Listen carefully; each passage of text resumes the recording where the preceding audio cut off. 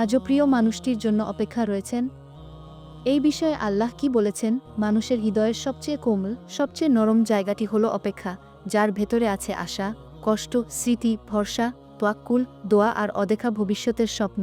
প্রিয় মানুষটির জন্য অপেক্ষা করা, এটা শুধু অনুভূতি নয়, কখনো কখনো এটা ইবাদতও হয়ে যায়, যদি সেই অপেক্ষা আল্লাহর প্রতি ভরসা রেখে করা হয়।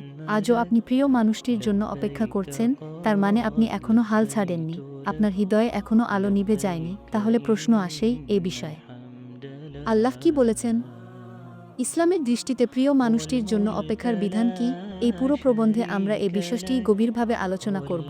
প্রথম অধ্যায়, মানুষের হৃদয় অপেক্ষা করেই তৈরি। আল্লাহর একটি বিশেষ ব্যবস্থা। মানুষের হৃদয়কে আল্লাহ এমনভাবে সৃষ্টি করেছেন যে সে কাউকে ভালোবেসে ফেললে সহজে ভোলার ক্ষমতা থাকে না। এই অনুভূতি কোনো দুর্বলতা নয়, বরং এটি আসমানি গুণ। আল্লাহ বলেন, আর তিনি তোমাদের মধ্যে ভালোবাসা এবং দয়া সৃষ্টি করেছেন। সূরা রুম 2:1 এই আয়াতে আল্লাহ স্পষ্ট বলে দিয়েছেন, হৃদয়ে টান, ভালোবাসা, অপেক্ষা, এগুলো সবই তারই সৃষ্টি। আপনি যে আজও কাউকে মনে রেখেছেন, কাউকে ভুলে যেতে পারেননি, কারো জন্য অপেক্ষা করছেন, এগুলো কোনো পাপ নয়, এগুলো আপনার ইমানি হৃদয়ের প্রাকৃতিক অনুভূতি। দ্বিতীয় অধ্যায়, অপেক্ষার দ্বিধা, ভুল নাকি সওয়াব? অনেকেই ভাবেন কাউকে মনে রাখা কি ঠিক? অপেক্ষা করা কি হারাম? মনে বারবার ফিরলে কি হবে?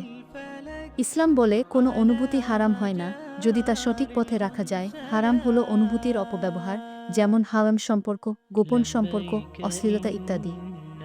কিন্তু হালাল সিদ্ধান্ত, হালাল ভবিষ্যৎ, হালাল ম্যারিয়েজের উদ্দেশ্যে কারো জন্য অপেক্ষা করা, এটা নাজায়েজ নয়, বরং মহান আল্লাহ বলেছেন, ধৈর্য ধর। নিশ্চয়ই আল্লাহ ধৈর্যশীলদের সঙ্গে আছেন।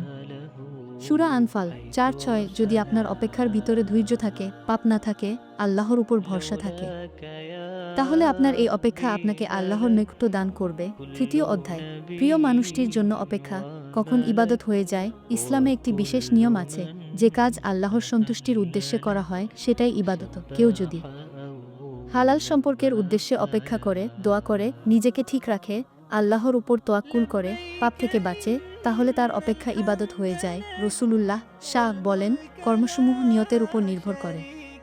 বুখারী তাহলে প্রশ্ন, আপনার অপেক্ষার নিয়ত কি? যদি আপনার নিয়ত হয় হালাল জীবনে একসাথে হাঁটব, হারাম পথে যাব না, তাহলে আল্লাহ এই অপেক্ষাকে ইবাদতের মর্যাদা দেবেন। চতুর্থ অধ্যায়, আপনি যার জন্য অপেক্ষা করছেন সে কি সত্যিই আপনার কদর করে? ইসলাম বাস্তববাদী, এখানে শুধু অনুভূতি নয়, বাস্তবতা। বড় বড় সিদ্ধান্ত নির্ধারণ করে নিজেকে কিছু প্রশ্ন করুন। 1. সে কি আপনাকে সম্মান করে? যদি সম্মান না করে, আল্লাহ কখনো আপনাকে এমন মানুষের হাতে ছেড়ে দেবেন না যে আপনাকে অপমান করবে। 2. সে কি আপনার জন্য দোয়া করে? রাসূলুল্লাহ শাহ বলেন, যে কারো জন্য গোপনে দোয়া করে, ফেরেশতারা বলে, তোমার জন্য একই দোয়া কবুল হোক।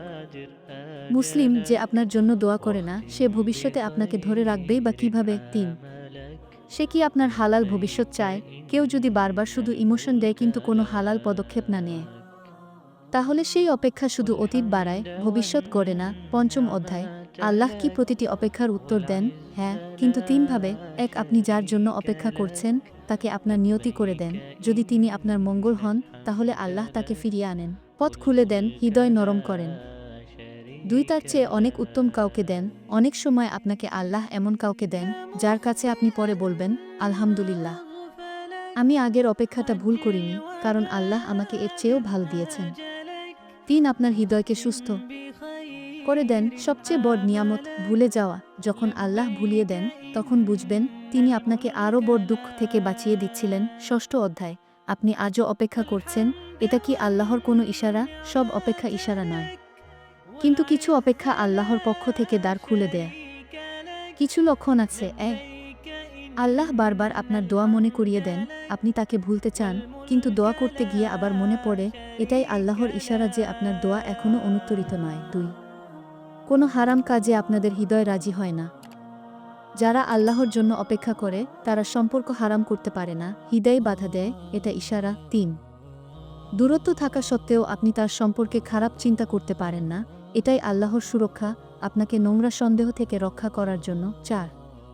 আপনার জীবনে বারবার একই মানুষ সম্পর্কিত পরীক্ষা আসে। পরীক্ষা মানেই আল্লাহর দৃষ্টি আছে আপনার প্রতি। 5. আপনি তার জন্য অপেক্ষা করে কখনো হারাম পথে যেতেই পারছেন না, এটা স্পষ্ট ইশারা, আল্লাহ চান আপনি হালাল পথেই সিদ্ধান্ত নিন। 7ম অধ্যায়। তাহলে কি করবেন? আল্লাহ কি করতে বলেছেন? আল্লাহ 3টি কাজ বলেছেন। 1. তাওয়াক্কুল করুন, ফল আল্লাহর হাতে ছেড়ে দিন।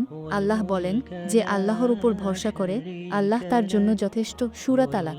3. এই ভরসা যে কত আরামের, তা কেবল সেই মানুষই জানে যার হৃদয় ক্লান্ত। আপনি অপেক্ষা করতে করতে ক্লান্ত, তাহলে এখন ভরসা করে দিন। ইয়া আল্লাহ, যাকে আমার জন্য ভালো, তাকেই লিখে দিন। 2. নিজের চরিত্র, ঈমান এবং দোয়া শক্তিশালী করুন। প্রিয় মানুষকে পাওয়ার চেয়ে বড় শক্তি হল নিজেকে প্রস্তুত করা। রসূল বলেছেন, আল্লাহ দোয়া কবুল করতে লজ্জা পান না। তিরমিজি। আপনি শুধু দোয়া করুন, ইয়া আল্লাহ, যার সাথে আমার হালাল ভবিষ্যৎ সুন্দর হবে, তাকেই আমার কাছে লিখে দিন। 3. যদি আল্লাহ কোনো দরজা বন্ধ করেন, তা আপনার ক্ষতি থেকে বাঁচাতে, অনেকেই ভেঙে পড়েন, সে তো আর ফিরল না। কিন্তু আল্লাহ বলেন, সম্ভব তোমরা একটি জিনিস অপছন্দ কর, অথচ এতে তোমাদের জন্য কল্যাণ আছে। সূরা বাকারা 2:1-6। আপনি জানেন না আল্লাহ আপনাকে কোন দুঃখ, কোনো কষ্ট, কোনো অপমান, কোনো ভুল মানুষ থেকে বাঁচিয়ে দিচ্ছেন। 8ম অধ্যায়। আপনি কি অপেক্ষা ছেড়ে দেবেন, নাকি চালিয়ে যাবেন? ইসলাম সহজ পথ দেখায়, যদি সে আপনার জন্য হালাল ও উপকারী হয়। অপেক্ষা করুন ধৈর্য সহকারে, আল্লাহর উপর ভরসা করে। যদি সে আপনার প্রতি উদাসীন, অবহেলাকারী বা পরোক্ষভাবে আপনাকে দূরে ঠেলে দেয়া, অপেক্ষা ছেড়ে দিন। কারণ আল্লাহ কখনো এমন কাউকে আপনার নিয়তি করবেন না যে আপনাকে মূল্য দেয় না। যদি নিজের ভবিষ্যৎ আটকে যায়, অপেক্ষা ছেড়ে আল্লাহর সিদ্ধান্ত মেনে নিন। অপেক্ষা কখনো ভালোবাসা, কখনো পরীক্ষা, আর কখনো ছেড়ে দেওয়াই ইবাদত। 9ম অধ্যায়। প্রিয় মানুষটির জন্য অপেক্ষা করা কি আপনার তাকদিরের অংশ?